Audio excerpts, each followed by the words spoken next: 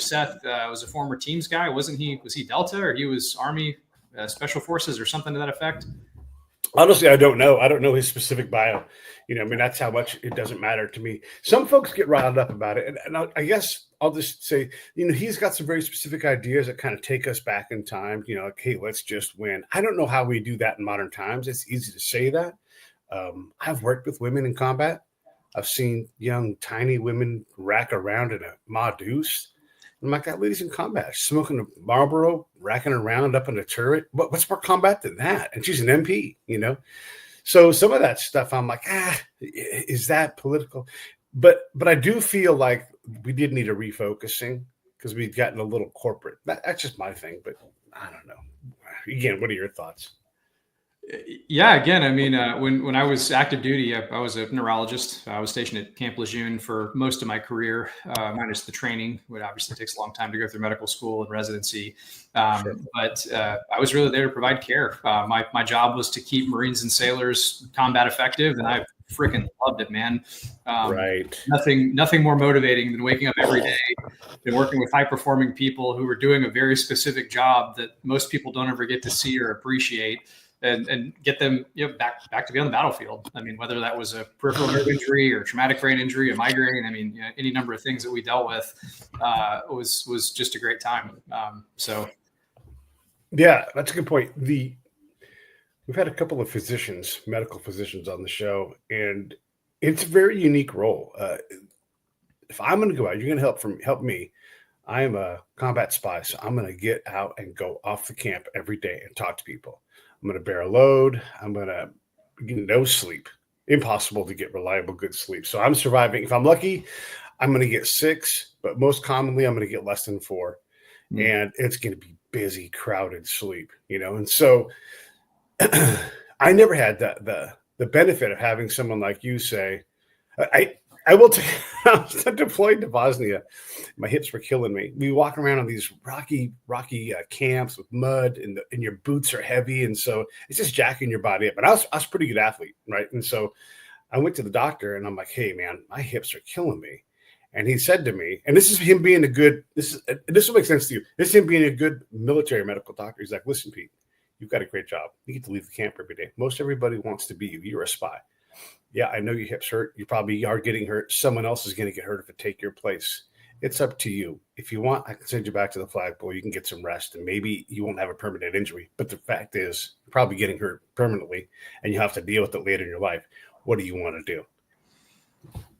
Yeah, I mean, there are so many ethical struggles I had when I was an active duty physician for that very reason, because as you know, if you get pulled for, I don't know, any number of injuries or complaints, I mean, first off, there's the kind of that hypermasculine bro military culture that's like, oh, you're not good enough to hack it, right? I mean, who cares? Right. My hips hurt, my knees hurt. I mean, I'm carrying a 60-pound ruck, whatever, kind of quit crying and get in line. There's that whole element to deal with. And to your point, then there's the element of you've got the rest of your life to live once you're out of the service. And I mean, I probably should know what the average disability rating is of a veteran when they come out. But I mean, certainly people that have seen combat, I mean, it's through the roof, right? Because of what you guys all have to deal with. So yeah, that was always a conversation, because people would be referred to me typically for, evaluation for a med board, which for your audience, if people don't know what a med board is, it's a medical separation board. It's the formal process we have to outboard an active duty service member if they have a career-ending injury of some sort or diagnosis. But that's as much a personal and political game as it is a medical game, because you get these men and women that are 17, 18, however many years into a career, and if they're within a year of retirement, but they get med boarded out, then they lose their retirement pension, and it's like, that's crazy. I mean, to think about that. So always a really tough decision. And I'm glad that you at least had some guidance at some point on like, hey, here are your options, as opposed to I'm going to make that decision for you. I think that's part of the role as a military physician that we should always have in mind. But it is contrary in a lot of ways. You work for the commander. Your job is to make sure that the mission gets accomplished. And in most cases, you have very little say in that, right? But in this case, this doctor, by the way, I worked, and I didn't belong to them, but I was attached to a medical brigade. And there are doctors everywhere, right? And so I had the ability to go talk to them in private. And his advice basically was make a decision, we can do something. You're going to get hurt anyhow, and I'm saying the same thing I said before, but also more importantly to me, the next guy's going to get hurt. This isn't gentle work. And this is what taught me a long time ago. And I talk about Pete Hegseth and all these guys. When we send people to war, all of them get injured, whether it's immediate, obvious, or anything else. You can't reliably say the standard is people don't get hurt. Even if you're on a camp the entire time, there's injury going on all over the place. Yes.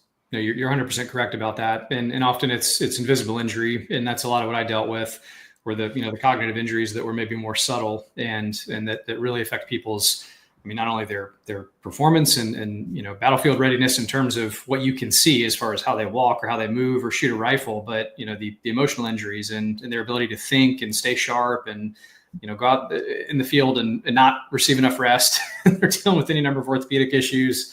It's a really unique challenge to know how to walk that line with people, for somebody to be able to push to their limit, but not so much that their body can't handle the mission. All the while knowing, of course, as you mentioned, that the next person that comes to replace them, they're just as worried. That's why they're there, right? You ask anybody that's a frontline soldier, how can you run towards gunfire? Well, it's for my guy next to me. My guy next to me. That's how it is. Again, just a really inspiring group of people to have had the privilege of working with, and I really do miss that, honestly.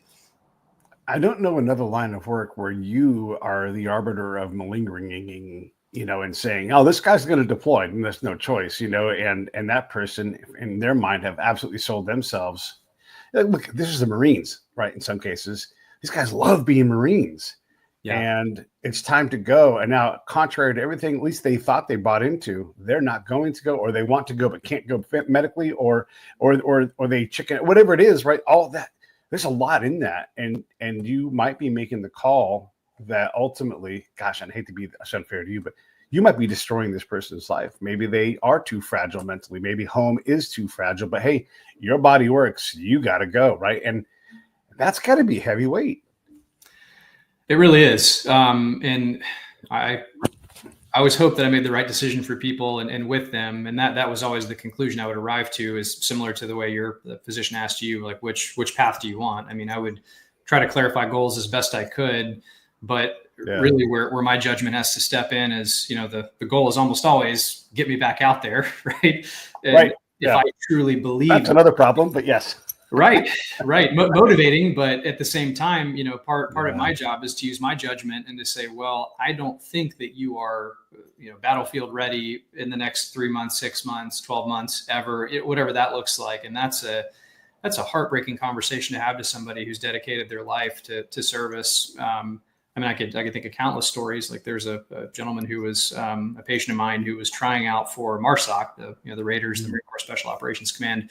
And he kept losing consciousness while they were doing their water training.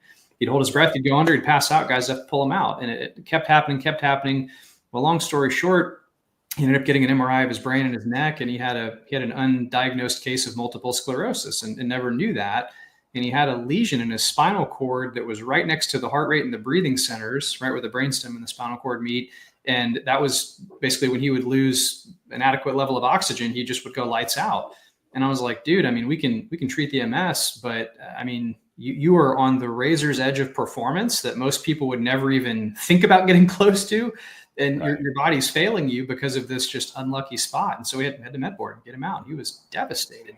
So that's one of many cases I could think of, but knowing again how to toe that line with people was always really tough. Did you deploy at all, or did you remain at Lejeune mostly? No, mostly Lejeune. My only technical deployment was on the USNS Comfort in the middle of the COVID pandemic. So they did, I'm sure you might imagine, the military response to COVID was less than organized, in my opinion, without being political. But we had these expeditionary medical forces, or EMFs, we were all a part of. So kind of a bunch of doctors, corpsmen, nurses, supplies that would be designed to just go drop into a combat zone. And COVID effectively was that, with just a viral enemy, not one that shoots guns.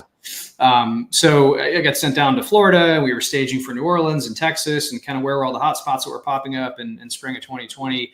And then I actually got sent back to Lejeune, and then finally got sent up to New York on the Comfort. So that was really it. I mean, never any combat zone time. But I will say that being on the front lines of a new pandemic that nobody in healthcare was trained for, and seeing how many just thousands of people were dying every day, every week, with no protection, no vaccines. We just had a mask, and that was it. Right. That was some pretty scary stuff at the time. So that was very different, and very to get through.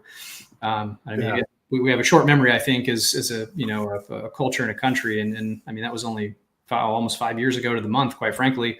Yeah, that was a terrible time for the world, that especially through what we had to go through. So there's a lot to be said about what you just said, and one of the things I would say is we serve at the pleasure of whomever, right? And then we go when they tell us to go, and so whether it's the comfort or it's Fallujah, you're prepared to go do whatever. And one thing that folks don't get about the vast majority of veterans is like, it doesn't matter like where you go. Did you do your job? Were you great at it? Right. And that's really the standard. If you went and you did, I don't know. Do you know Dr. Donnelly Wilkes? Do you know him? I don't. He gets his white jacket, right? And there's all this complexity in here. So he gets his white jacket and like, by the way, you know how you're in the military?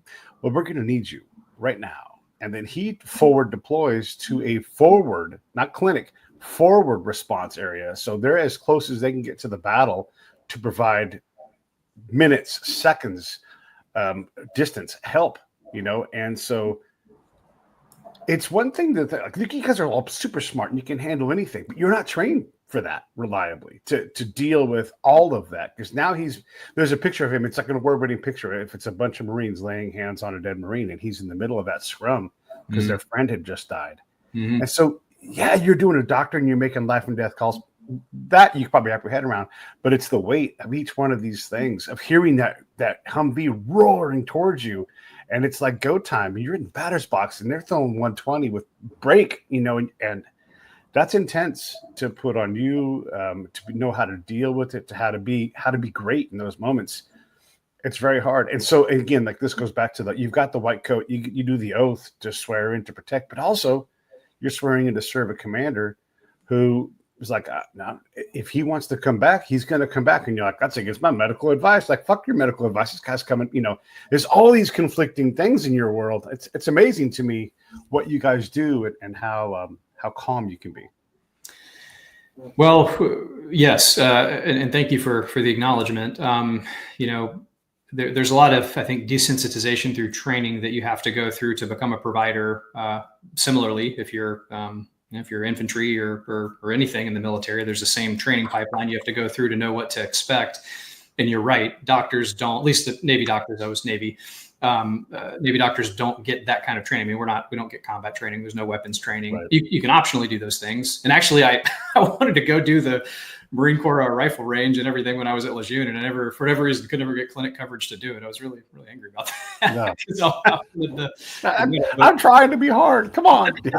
I like shooting just recreationally. Sure. So it'd be really fun. Like, no, it's like a 2-day course. It's really intense. I'm like, yeah, like that sounds like fun. But anyway, but other than that, I mean, there's, as you well know, more better than I ever would, there's a difference between shooting a target and having an enemy shooting back at you. And that's a whole different universe of preparation. And to have to come into that as a provider and focus on your job and provide care and knowing that you're in imminent danger of your own life that's heroism at its highest level, in my opinion.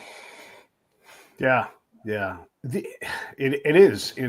And you do sometimes just have to step up. The other thing that I want to bring out in all of this is, and you've alluded to it, you're busy, right? And so you've got, 90 seconds, 5 minutes, not an hour to talk to these people and provide the best counsel you can in an instant, and that's hard. I mean, just the pace of work for you all. I mean, look, if anybody's ever been to an ER and seen an ER nurse doing like triage care, that is like a dance. They have it's all economized motion. They're constantly ripping open packages, sticking needles, and doing all kinds of things.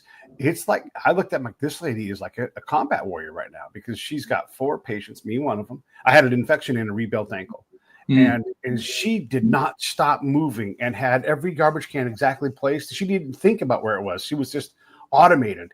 Yep. And her 8-hour shift or 12 or whatever it was, must have gone by in a minute because she was just nonstop. I never a whole waiting room behind us. And this wasn't like a crazy day. This was just a weekend evening, And so you guys don't have the time to sit and really dig in on very many patients. You can't even go to the damn range, right? I mean, it's crazy the pace that you guys work at day to day.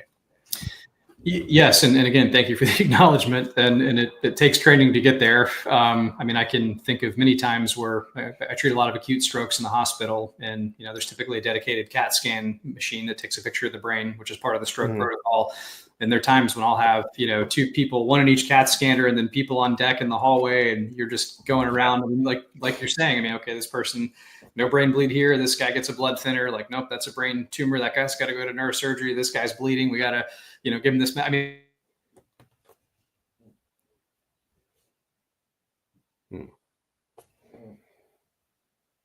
Is this when you? Hey, everybody. I don't know if it's Ryan or myself that's hung up, but I'm going to talk as if I'm the one that's not hung up. I think I'm good. So when Ryan comes back, we'll keep talking with him. Hey, the thing I want you guys to remember is the Break It Down show. If you like the show, subscribe. You can hit the subscribe button on YouTube or wherever. I don't publish quite often on podcast networks, but YouTube's the place I'd like you to watch, or X. That's a good place. Hey, there's Ryan. Hey. I don't know if you left or I left, but I was talking. I can hear you, but I lost the video, so I'm not sure what's going on there. We're good. Yeah, let's just keep rolling. Yes. We were talking about triage, I think, but feel free to pivot. No, and the pace of work. I mean, it is remarkable. And again, you get trained for it, and a lot of it's just residency, I would imagine. It is, yeah. Residency is very much like an apprenticeship. I mean, you go through your undergraduate studies, which has been overhauled substantially on the pre-med track since I've been through it, but there's a lot of probably courses that, in my opinion, aren't necessary to become a doctor. I mean, you have to learn some foundational science, but then medical school is the most relevant because, typically the first year is how does the body work? And second year is sort of what goes wrong? How do you fix it? And then third and fourth year is mostly clinical, where you're actually learning, what do surgeons do? What do neurologists do? And then once you pick what you want to do, then as a resident, you're just doing the thing. I mean, you're learning, okay, here's how a stroke presents. Here's how I treat it. Here's how Alzheimer's presents. Here's how I treat it, so on and so forth. And that may be an interesting tangent to go down if you'd like, but that's part of what got me into what I'm doing now, because I love neurology. I'm fascinated by the brain, but it wasn't really until I left the military that I started to fully appreciate how sad it is that people develop these chronic diseases that lead to preventable issues. I mean, people that end up with heart disease and they have a heart attack, and then they end up with this horrible neurologic injury, and they don't wake up from it. Or they've had years of mismanaged blood pressure and cardiovascular and metabolic risk factors. And so then they end up with dementia, and then that's a one-way path. And I have to have that conversation with people. And that's been my job for the last 3 or 4 years since I've been out. And I mean, it truly is sad, Pete. I've tried to tell these people this, and I didn't realize how much I really enjoyed working with younger, healthier people, again, to get Marines and sailors back on the battlefield, as I said, because that's where the money is in terms of, all right, we've got a whole life ahead of you to do the right things and put the right things in place. And I think that's a big part of the message that people just miss, is that you're in control of the vast majority of your health. I mean, depending on the data and the studies you look at, somewhere between 70 to 90% of your health outcomes are from what you do every day.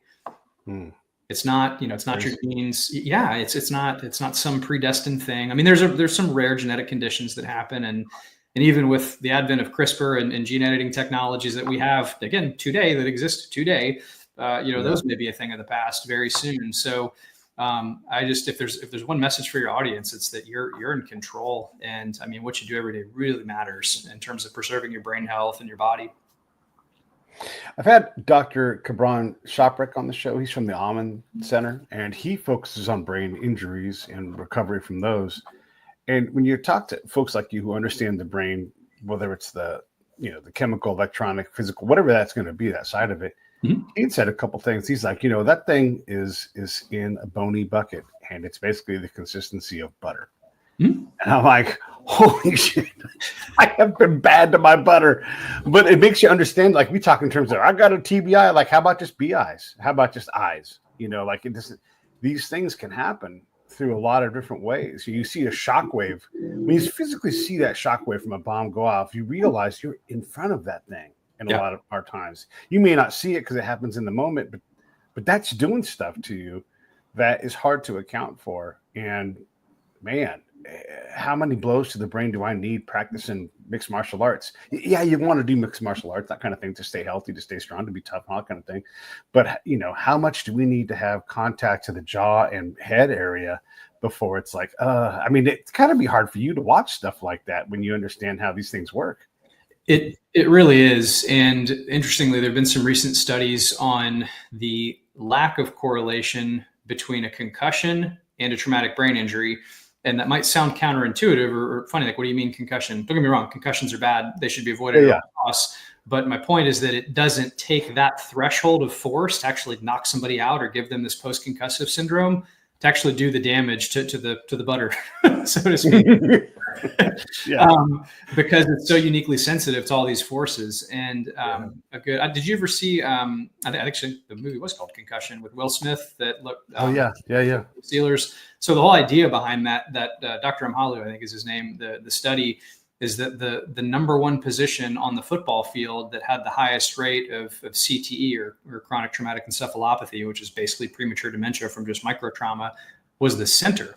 All right. Yeah. The center on the football field, not the linebacker, not the cornerback. They're getting these just highlight reel hits, right, where they're knocking people out of their cleats. It's that constant contact, play after play, day in, day out, practice after practice, year after year. Just even that minor bumping of heads is enough to do enough damage that over time you get these abnormal proteins that deposit as a response to this chronic neuroinflammation that causes premature brain aging, and that basically gives you premature Alzheimer's, and it's horrible. So yes, it's even this brings up a lot of ethical questions. I mean, should kids be allowed to do full contact karate or even like head a soccer ball? I mean, nonetheless, you got football and rugby and hockey and all the true contact sports.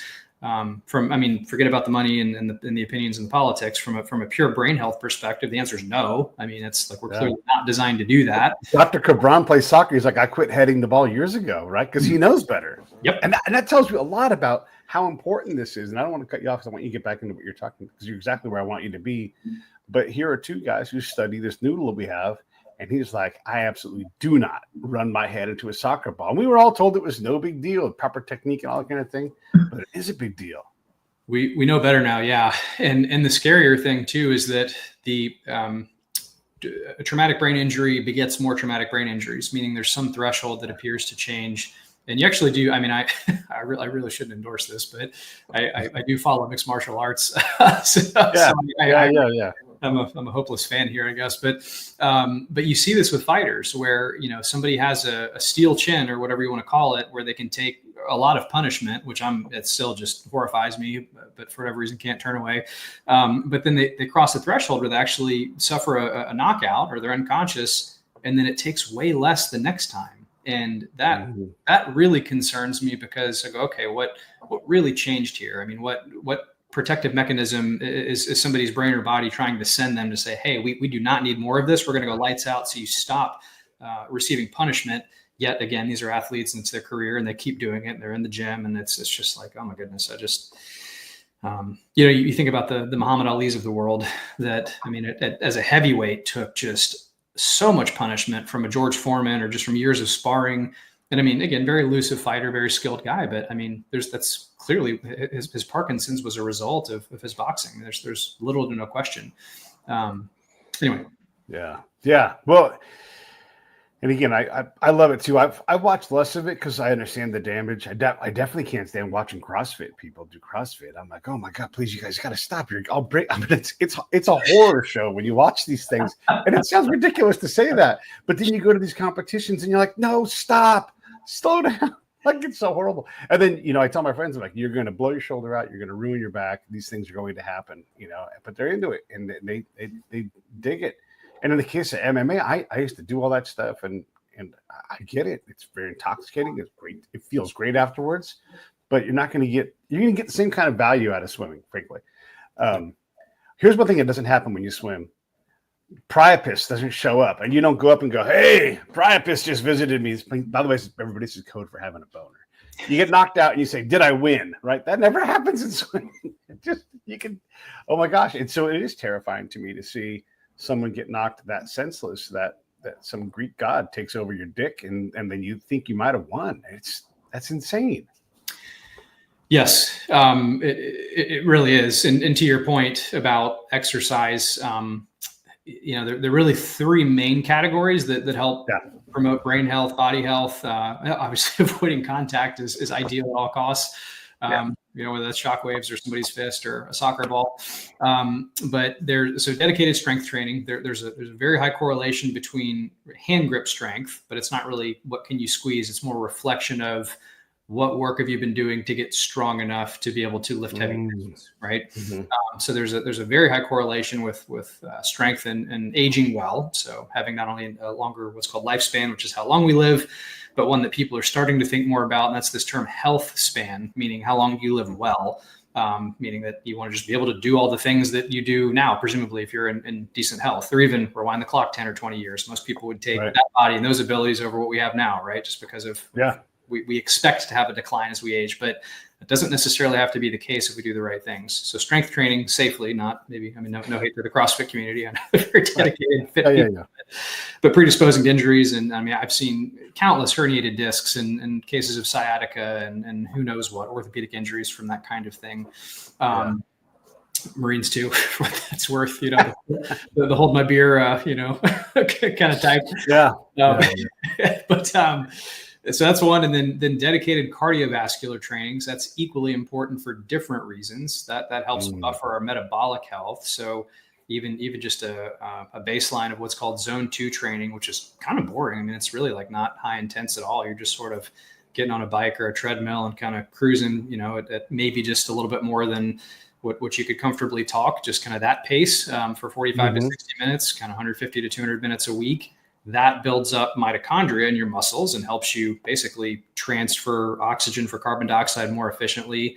And that is massively important for all kinds of brain health and longevity mechanisms. And then the third type is a dedicated type called high intensity interval training, or HIIT training, people may be familiar with. So much shorter, very high intense sprint mimickers, that kind of thing. And that can activates a third set of pathways. And then you really need like one or two of those a week. But anyway, if you can do some version of that and you're healthy and able-bodied enough, that's a major pillar. I have kind of what I call my core four. There's sleep, exercise, nutrition, stress management. So an exercise, I don't even know the pillars are even. Exercise is probably the biggest, largest pillar in terms of its effectiveness as a tool to keep us healthy and help keep our brains healthy, equally importantly. You just mentioned a bunch of shit that's hard to manage. I can't manage myself, partly because of these pillars I got, and I maybe do my best. I want to do my best, right? But and I'm fortunate that I sleep pretty well, although I'm too fat right now, so I have some snoring going on. But how many of my friends, I'm 55, how many of my friends do I know, like, I just can't go to sleep. I just can't do it. Yeah. And as much as we want to try desperately hard in some facet of our life, whatever it is, like going to work and work-life balance, anybody says work-life balance usually works too much. The same intensity on getting good sleep, setting rules for yourself. Like someone I know has a very strict regimented diet. They have cheat days and all that kind of stuff, but they don't handle the same with the same intensity their sleep, and so they struggle to sleep. And I don't know what their answer is. You can tell them all the things that everybody tells them, but that is to say that's easier said than done is not saying enough. That's exactly right. And I think that a big area of struggle that I have when I teach this to my clients or to my patients, we're all so busy and we all have so much going on. It really feels like adding an exercise or prioritizing my sleep is like one more thing I have to go do.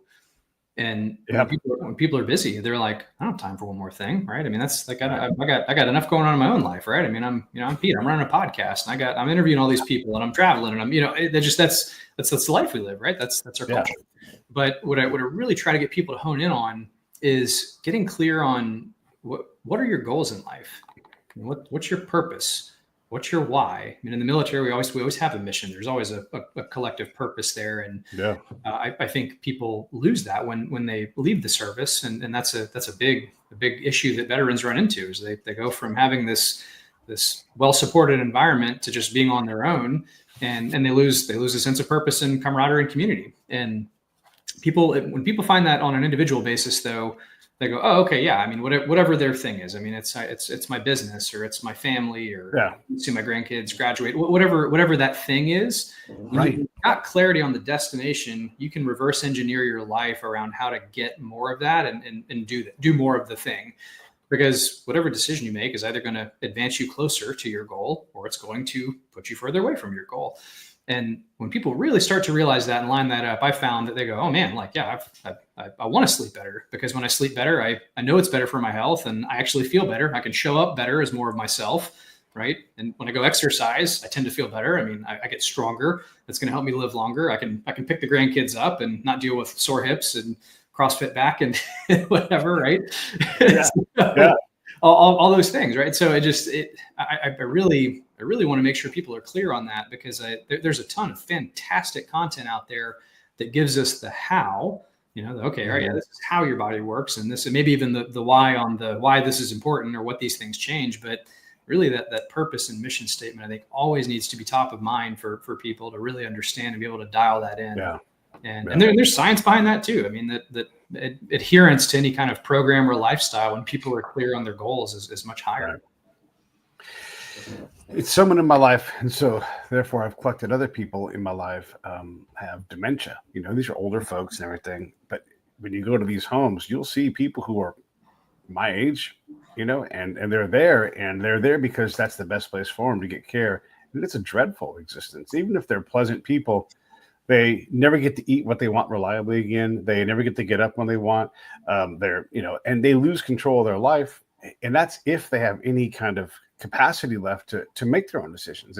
It's a dreadful thing. We don't get to pick our exit for the most part. I mean, most everybody is going to go when I'm going to die peaceful in my bed, surrounded by family. Yeah, maybe, but you can't plan for that. And so whether it's financial or physical or whatever you do, the reality is when your end is there, it might come 10 years before you actually see your end, or 15, because you do end up with dementia or some form of Alzheimer's, any other forms of these things. And it is not gentle business. It is expensive. It's hard on your family. I didn't know there were so many kinds of guilt when you sit across from that loved one and you are forced to. There is no good answer. It's impossible. So, what are your general thoughts on that end of aging? And we're getting better at the geriatric studies, but there aren't schools just cranking out thousands of doctors who focus on this area. Is it neat? Is it niche? Is it boutique? Maybe above that, but not much higher than that.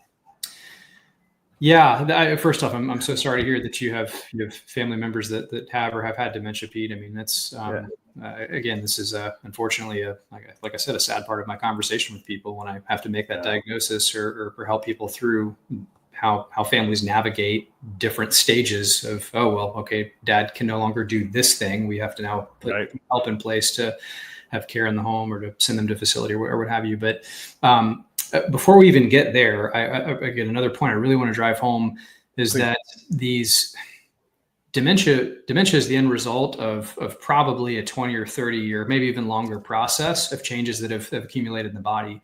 And one thing that scares me more than anything else, when we look at the science behind this, what are called the hallmarks of aging, which are there's the microscopic and the cellular changes that happen in every organ system in our body. I mean, outwardly, maybe it looks like, gray hair, wrinkles, all the normal external aging that we have, but internally is these changes are happening on a microscopic level. If they're happening in neurons, again, there are these processes that are accumulating that your brain is very, very capable at helping you deal with up to a certain threshold.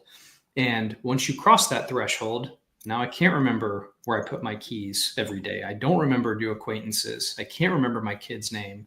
I'm getting lost in the neighborhood. And then we call that dementia. And once you've hit that threshold, there's really no known reversal from that point. Right. Minus, I mean, again, there's some what are called reversible causes of dementia. Sometimes B vitamins, thyroid, depression. They're different things that can mimic an Alzheimer's type presentation. But if that's truly what it is, if it's truly just cellular aging that's happened too quickly, and that health span is starting to fall off a cliff, which also shortens lifespan, by the way. People that have dementia tend to live less long for a handful of reasons. Then there's not a whole lot to do in modern science, which is very sad. So that's point number one. But once someone's gotten there, this also, I guess can open up another can of worms. But and maybe this is where you wanted to head with this, but we really, I think, have an unhealthy relationship as a culture with end of life care, and that may be more of an opinion than anything. But we spend, I mean, I think the number is like you spend 90 to 95% of all healthcare dollars in the last year, and it's more like the last 6 months that you're alive, Right. and sometimes less than that, because of this last ditch effort we have to do everything possible when really it's time to let someone go, and Right. that's another very tough conversation I have to have with people, and I can break down assessments, especially when they're younger, which is tragic, and these things do happen, but. When it's somebody who's had 15 or 20 years of a chronic condition like Alzheimer's, and it's time. My experience in that situation is people who haven't had enough time to prepare themselves mentally, emotionally for what's coming. But we throw a lot of medicine and money and drugs at problems that aren't necessarily fixable, but they're preventable. Meaning, if we rewind the clock far enough, we can avoid them entirely by doing the right things. And I think that's the real paradigm shift that we all need to understand. And part of what I'm hoping to help bring to people is to understand that. And I'm not sure if that answered your specific question as far as what do we do when we get there. Yeah, but no, you're talking about a very important part of this, because we often focus on like, how do I do better where we're in school or in work and everything, but we are not. Look, from my opinion, and I think we agree a lot in this. We're not doing a very good job of understanding what's next. I need to have a will and trust in place. I need to understand what my pulse is. I need to also understand, this is not a hit on you, but when whoever that person's going to be for me shows at the hospital and they know my pulse and my intentions, they have to defend it like a dragon, because the medical community is like, no, we understand. No care, comfort care only. We just need to put an IV in. And you're like, no, God damn it, because they're doing their job. And so you have to have a warrior on your side who will back you up. And this is a true story. There was an auntie who was passing away. She was trending down and all of a sudden started rallying. And she had a DNR. She had a very strict pulse. And what they found out was someone of a particular faith of religion thought it was a sin to let this person die. And so they started feeding this person. And so I when I say this, I'm illustrating not that person's bad, but you have to understand what you're getting into when your mom, your dad, your cousin, your brother, whoever it's going to be, ends up in a situation like this. It is very hard. And one of the this is me being silly here, but one of the comorbidities of dementia is that this person gets depression, this person gains weight, this person gets a divorce. And I'm not saying these things about me. I'm just saying in general, all of these things happen, and it really destroys lives. And so if you want to protect your loved ones, you've got to take end of life care crazy. Who's the doctor who wrote Being Mortal? Atul Gawande. Have you read that book? I have not. Oh, it's fantastic. And he's an oncologist. And he's like, I realized I was trying to save too many people. And I had to be more candid, and I had to lean harder on hospice care, because that a lot of times was the correct answer. Yeah, you're exactly right, Pete. A big part of what led me into creating Transcend Health and wanting to go help more people. I hadn't been quite a year, but about 10 months ago, I lost my best friend unexpectedly. It was an accident, but in either case, in the wake of his passing, he was he had some of his estate planning set up. Not to go into it, but there was a lot that was left undone, and helping his family navigate that and understanding where am I in that process? Where's my wife in that process? Where are we? And making sure that we've got the right, our wills and our estate planning, all of it. Because if something happens to either of us, I go, oh my gosh, someone's going to have to deal with all this stuff, right? And making my my healthcare surrogate known, all these things. So you're right. It's not something most people think about until they have a personal experience with it or they're going through it themselves. And I see this every day with providers in the hospital. This is like what we do for a living, right? And people still don't have their stuff together. And it's like, goodness gracious, I find it hard to believe, but I see it. Here we are. Yeah, right. Yeah, that book by Atul Gawande is great, and it describes several aspects of getting older and dying. And you have to have. So a friend of mine, he wasn't the oldest brother until last summer when he became the oldest brother, and he has a mom to take care of. And he was like, what do I do? I have all these heavy decisions. And he's so conscientious and so like emotional about things. And I'm like, you've got to be the boss. You've got to stand up and say, this is the direction you're going. You can change your mind, but you can't fear that responsibility because it's yours. And I think a lot of and he's a person who worked in emergency response. But if you don't have that kind of command experience or seeing good commanders and how they're like, this person's either going to get an Article 15 or be absolved of this potential murder, right? And the bosses can't feel bad about it. He's like, tell me what you know. Okay, here's what happens. All right, we're going to go this direction. We're going to go after him for charges, or we're going to wipe it away and we're going to do this, whatever it is.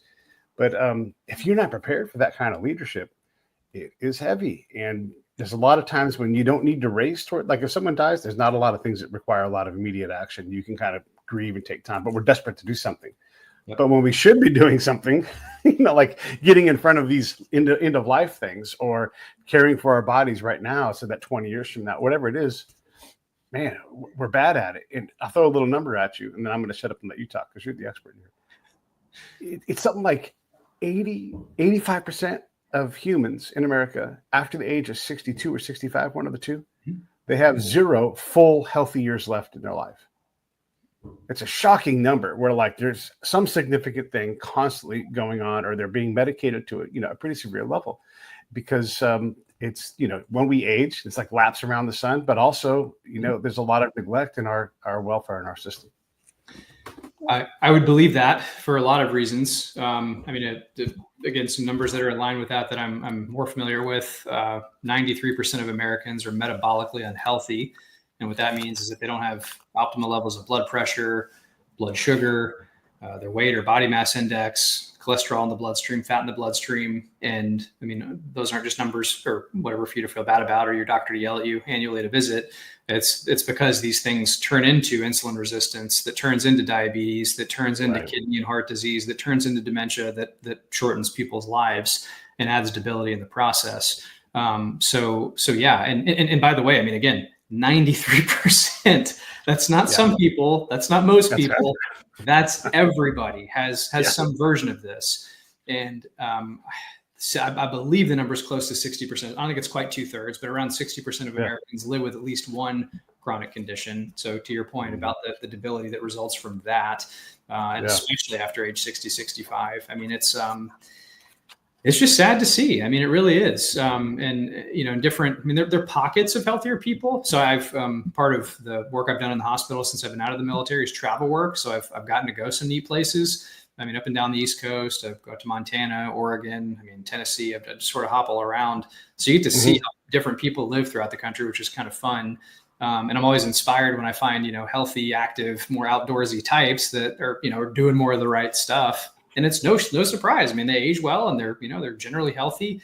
And I grew up in the Southeast, so I'm just very familiar with these stats and I've worked there, but there's literally something called the stroke belt, which is kind of the Alabama through the Carolinas, Georgia, that whole region where we just, the incidence is through the roof because of the culture. People, they're less active, more sedentary. They eat more fried food. They have a lot of uncontrolled high blood pressure, the whole, I was taught, clear your plate. It's disrespectful to eat enough. But that stays with people. And so over time, it compounds and contributes to these serious problems that are culturally indoctrinated and they just don't know any differently. So that's tough to watch and try to break people out of that. Anyway, there are a lot of ways to go there, but that's very in line with what your point you're alluding to about older people. As well.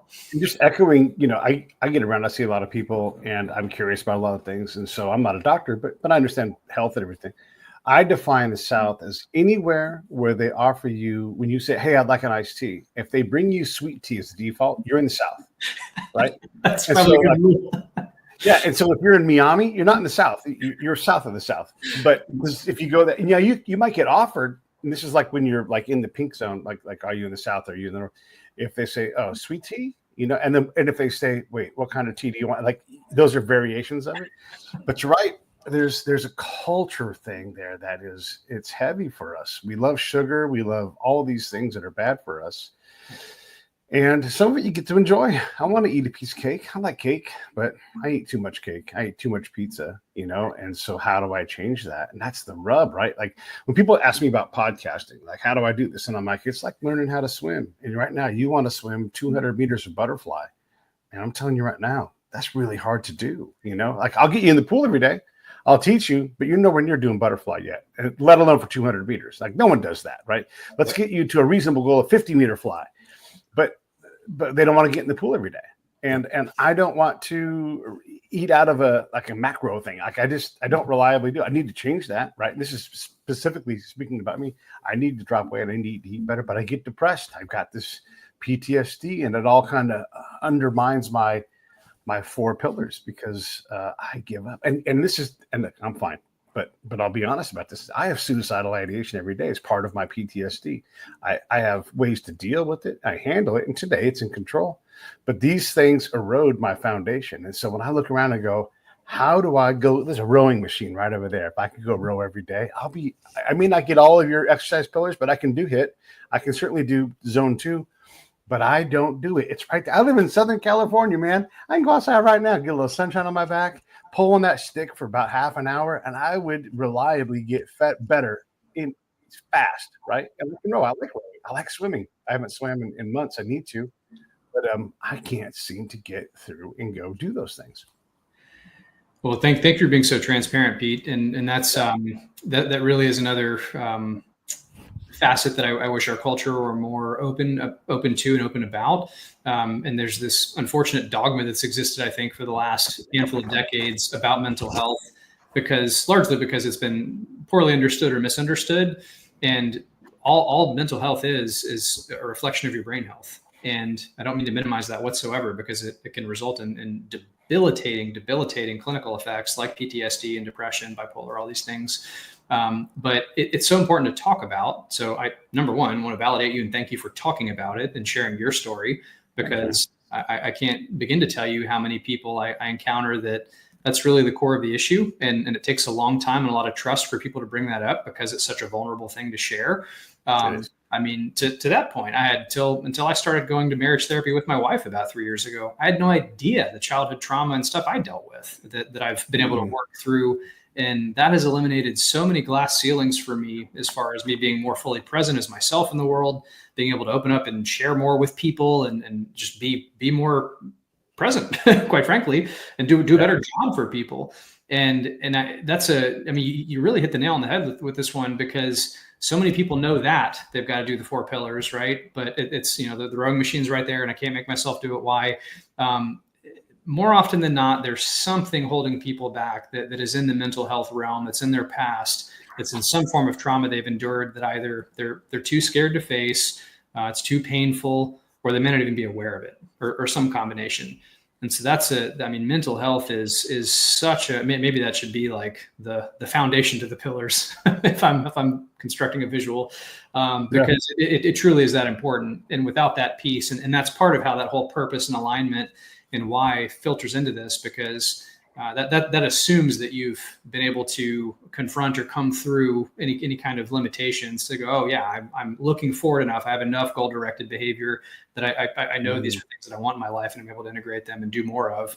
But a lot of people never even, make it to the door, because they're just held back and they're too scared or nervous. So if you're listening to this, I just want to empower you that it is, not only is it okay to ask for help, you should ask for help and rely on support. It's just so important. Yeah. Thanks for saying that. And you're right. Like, I'm critical when people don't work as hard as they can on sleep or on these things. And I'm guilty of all these things, right? Like, of course I can, there's all kinds of help afforded to me, especially in the veteran community, where if I just ask, if I show up, they will work with me on working on me. But I don't do that. And so there are things that I'm in control of completely that I need to take care of. And thanks for reminding me of that, because, I've been meaning to, and I try to, but I could do a whole lot better job of it. And it's stuff I enjoy doing. I said, I was an athlete. I loved PE almost every semester through high school and all of my college. I think I missed 2, and I didn't like it because I loved PE so much, but I don't do anything sporting at all anymore, partly because my body's broken and I've aged out of some of that stuff. But I do know that deep down inside. Like if I go swim, and right now I can go get in the pool and I'll go 2,000 meters. It's not a problem. In one haul. It won't be fast, won't be pretty, but I'll do it. And I come out, I feel great. I think I look great. It's a therapy session. I mean, everything about it is to me, because I can swim and I enjoy it. It's like a miracle, but I can't seem to pop through that bubble that allows me to get into the pool. Right.